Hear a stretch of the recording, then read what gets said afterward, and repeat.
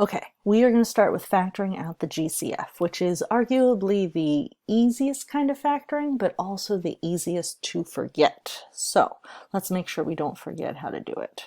All right, GCF means greatest common factor. All right, and so what you're doing is you're looking at an expression for all the factors that are common to each term. So GCF means greatest common factor. Usually the picture we use to remind us of this is like a line out here and then the parentheses. So this is where your GCF goes, and this is, I like to call it the leftovers in here. Okay, so let's do a few. In this first example, the factor that is common to both terms is this x. All right, there's one x here, there's two x's here because it's squared. We're going to factor out the common x. That goes on the outside, and then the leftovers go on the inside. So 2y minus 4, and then there's 1x left.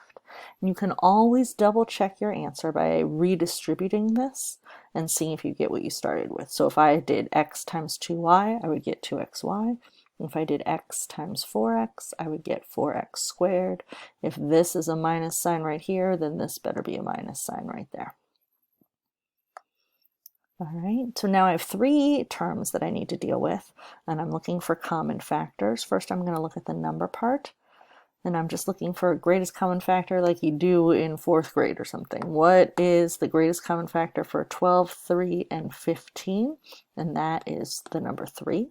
So 3 is the numerical part of your greatest common factor. I have 2 A's, I have 1 A, and then I have 6 A's. The most I can take out is 1 A right here. So I'm going to take out the 1 A from each term, and then I'll have some leftover A's in the other terms. I have 3 B's, I have 1 B, and I have 2 B's. So the most I can take out is 1 B. And I'll have some leftovers after I do that. And then I have this C here, but it's not common to any of the other terms, so I can't take out a C. So 3AB is my greatest common factor, my GCF, and then 3 times what gets me 12? Well, that's 4. I took out 1A, so I'll have 1A left over. I took out 1B, so I'll have 2 B's left over. That's a plus, so this is going to be a plus. I took out that 3, I took out that A, and I took out that B. 3AB times what gets me back to this 3AB? And that answer is 1. So if you take out all the factors there like we did here, then you need to put in a 1 there so that you can get that term back if you redistribute it. All right, there's a minus sign next. So I'm going to put a minus sign. And then I have 3 times what is 15? Well, that's 5. I took out 1A, I have 5 A's left over. I took out 1B, so I have 1B left over, and I didn't take out any C's, so that C stays there. So I have my greatest common factor, and then I have my leftovers inside the parentheses. And you can always go back and redistribute to see if you missed anything.